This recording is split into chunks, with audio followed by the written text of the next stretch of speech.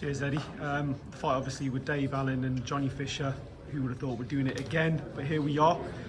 Is it more of a must-win for Johnny Fisher as opposed to Dave Allen? I think so. I mean, you never want to lose, but at the end of the day, we've got massive plans for Johnny Fisher. You know, Dave can still have some big paydays, but his career is definitely not done.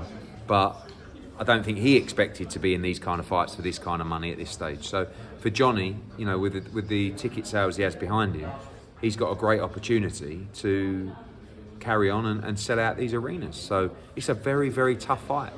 And I think mentally it's a tough fight for Johnny in there on Saturday. But he's ready, the atmosphere is going to be sensational, and you're going to get a great fight. You're trying to goad it out of him as well, especially I know, yeah. Because he's been there as well before on the big nights and everything like that. He wasn't giving too much of his game plan away. Well, Johnny, they kind of both did, because Johnny said, I'm basically going to have a war.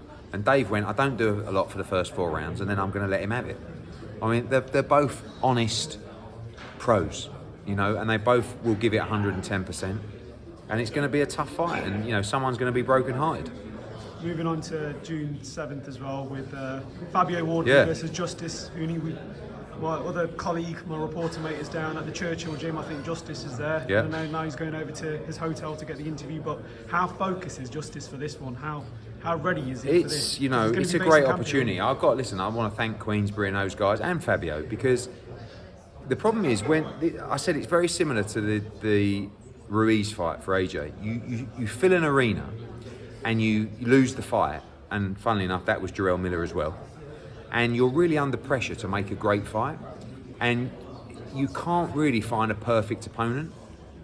And the opponent they went for is Justis HUNI, and the opponent we went for was Andy Ruiz, and the styles were actually quite similar. And it wasn't probably the right pick for us at that time, but it was a great fight, so we went with it. And I don't really regret the pick, but we could have taken a much easier fight, and so could a FABIO.